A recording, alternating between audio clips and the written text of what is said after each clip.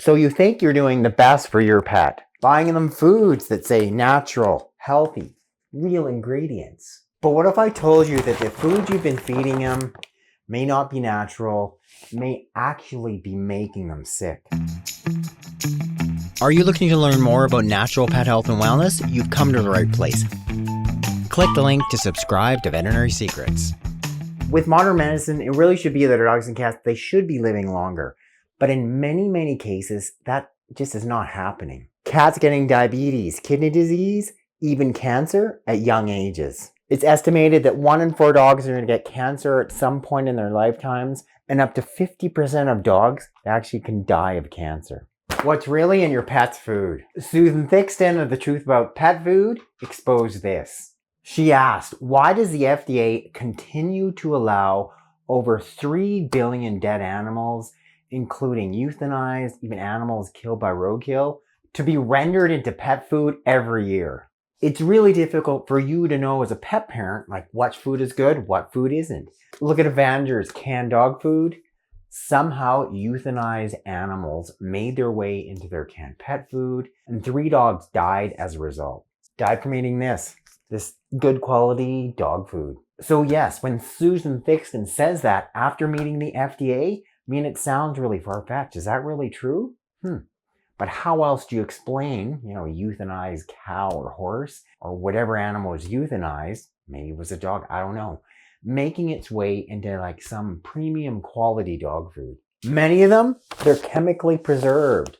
Ethoxyquin linked to liver and kidney disease. BHA, BHT, sodium nitrite, known carcinogens. Then believe it or not, there's toxins, such as glyphosate, you're going to know it as Roundup, even BPA.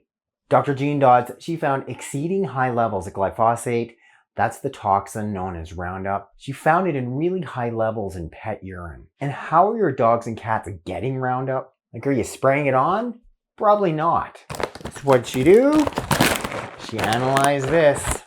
She analyzed the pet food. Dogs that were fed raw food, virtually no detectable levels of Roundup. Dogs that were fed this kibble, up to 32 times higher levels of Roundup as compared to people. But dogs that were fed so-called healthy grain-free kibble, they had the highest levels.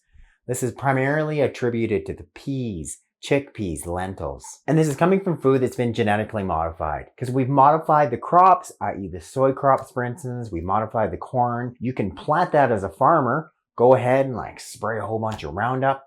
Nothing else grows, just the corn. There's no other weeds to contend with. But some of that toxin, it's making its way into the food. And then we're having this incorporated into our dog's food, primarily so-called grain-free dog food. What are they getting? They're getting exposed to high levels of this really harmful toxin. See this shiny inside coating of this pet food bag? It's likely leaching PFCs, another known potential carcinogen. The inside of this can, it's leaching BPA. It's a known hormone disruptor, can really affect in a negative way your dog or cat's metabolic systems. Many of the foods, artificial colors, artificial flavors, these are linked to cancer. Approximately 5 years ago, the FDA started to investigate a connection between dog food and DCM, or dilated cardiomyopathy. Something was not in the food, potentially affecting an amino acid called taurine. Regardless, something's affecting these dogs to the point that their hearts were not functioning normally. The heart muscle wall got very thin and dilated. And these were breeds, i.e. golden retrievers, ones in which veterinarians were never seeing this type of heart disease before. So clearly there is a connection with diet, all going back to this. And the funny thing, they weren't seeing it with dogs that were being fed raw. They're seeing in dogs being fed dry kibble. Then consider the study from the Clean Label Project.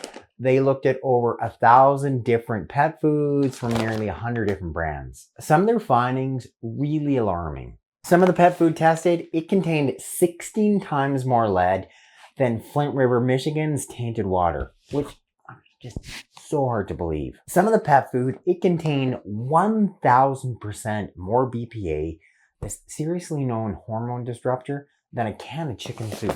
Like 1,000% more BPA. Heavy metal toxicity. Some of the pet food tested, it contained 200% more cadmium a seriously known toxin, a known carcinogen than cigarette tobacco. Some of the other pet food they tested, it contained 2,000% more arsenic as like serious toxin than cigarette tobacco. Like 2,000% of that in your pet's food, and we wonder why they're getting sick. Of all the pet foods they tested, 80% of all those pet foods, they exceeded so-called safe EP levels of what should be in drinking water of 3 heavy metals: arsenic, lead, and cadmium. That's serious carcinogen. All the studies are really clear. Exposure to cadmium, it clearly increases cancer risk, some of the specific cancers: prostate, lung, kidney cancer, even pancreatic cancer. Yet, why and how can this be in our pet's food? Just the act of processing the food, so taking all those real ingredients, turning it into cute little shaped dog bone. This is called ultra processed food. And the one study found that a 10% increase in the consumption of ultra processed food, that led to an over 12% increase in many of the cancers. So just by feeding this stuff. And Cassian here, he's a cat. Cats are obligate carnivores. They are not designed to digest carbohydrates. They lack a whole lot of the enzymes to break carbohydrates down. Yet, we continue to feed the bulk of our cats. We're feeding them this dry, high processed kibble, which is primarily carbohydrate. You cannot take animal protein and turn it into a cute little dog bone if you don't have a whole lot of carbohydrate. Then we get this epidemic of animals that become overweight, and with so many of our cats, they become diabetic. Yes, kitty. So, Dr. Jones, like, what are ingredients you can at least look for? Look at the bag of pet food, at least ingredients to avoid. Number 1, the meat byproducts in meals: chicken, turkey, lamb, venison. On there, if it says animal fat, animal digest. Whether it says artificial colors or flavors, or you see them in the kibble.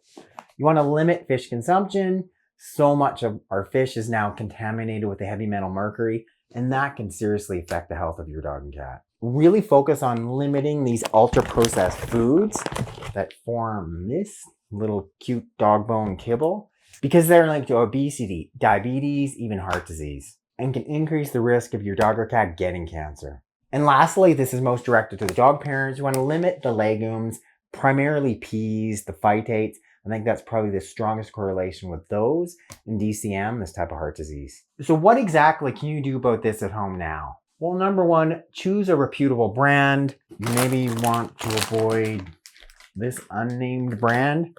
Pretty cheap big bag of dog food, costs about $10. Look at the better quality brand. This is part of what Tula is eating now. Look for foods that are naturally preserved. This is naturally preserved with vitamin E. Avoid the artificial colors, flavors, and byproducts. And if you're feeding something like kibble, rotate your pet's food every 2 to 3 months. I did it with my last dogs, I did it with Lewis, I did it with Jessie, and I'm now doing that with Tula. So yeah, she is on kibble, but I'm rotating it. She's not sticking with the same company, the same brand. And I'm adding other things into her diet and make a big difference, improve the quality. At least once a week, I've been trying to do a home cooked meal. I'll make a stew for us, some type of animal protein, some type of healthy carbohydrate. Potatoes pretty darn healthy. Some type of veggie. I don't flavor it for the dog. And that would be her meal one evening. Our man Cassian here, who really likes food, he is getting of the kibble. He's getting none. No kibble for you, Cassian. You're a bit of a kibble addict. He is primarily on this. This is canned, high quality, single ingredient cat food. And I've also tried them on some raw. Recently, we froze a chicken and let it loosely defrost. And Cassian here, he loves raw food. As I get to a lot more raw food, I'm going to try a little bit more raw food with Cassian as well. Healthy clean treats like these duck doggy bites. They actually smell pretty good. They are primarily animal protein, of which the dog and the cat quite like. Oh, kitty cat. They're free of artificial ingredients, animal protein based. I'm avoiding plastic. It's leaching things like BPA. Go with something like this, stainless steel. So much better for your dogs and cats. You're not leaching some toxin into their food. And lastly, even if you're feeding your dog kibble, there's some human foods you can add to their diet to just dramatically increase the quality. You're adding in real foods that provide real nutritional benefit. And just 3 times a week can make a big difference. Things like blueberries, carrots, kale, these are really high in antioxidants, they're really high in flavonoids. One study found that dogs that were fed carrots 3 times a week had a far decreased chance of getting bladder cancer. And this was on a type of dog, a Westie, which are prone to bladder cancer. So when you see that a carrot can make that big a difference, like, incorporate some of that stuff in your dog's diet. Lean meats, even organ meat, such as this chicken liver, it can dramatically help your dog. It's really high in this one important antioxidant, coenzyme Q10. It's like this little nutritional powerhouse. Once or twice a week is all you need, can make a big difference. The good bacteria, the probiotics found in yogurt, just 1 teaspoon per 10 pounds twice a day. Do that 3 to 4 times a week. That can improve the quality of the good bacteria in your dog or cat's intestinal tract, because we know now so much of the immune system is based on what's going on in the intestine. Even adding in something like this, olive oil, a half a teaspoon per 10 pounds daily, it's a great source of the essential fatty acids. No, it's not as good as what's found in fish oil or found in krill oil, but it's a good, inexpensive way to increase the EPA levels in your dog and your cat's diet. And those have such a big preventive health effect, even known to be cancer preventive. So point being in all of this, is it hopeless, or you're just like your dog, your cat's food, it's just toxin filled, there's nothing else you can do? It turns out, yes, there is. And you just being aware is really powerful. And if there's 1 or 2 changes that you make in your dog or your cat's diet, all of a sudden maybe they're going to be being exposed to way less cadmium. They're not going to be exposed to that heavy metal mercury. That ultimately could make a big, big difference in their long-term health. Get rid of that plastic feeding dish, switch to stainless steel. Thanks so much for watching this edition of Veterinary Secrets of why your pet's food potentially is making them sick. Click up there to subscribe, hit the bell to sign up for notifications, and when you click that link directly in the box below, I can send you a copy of my free book.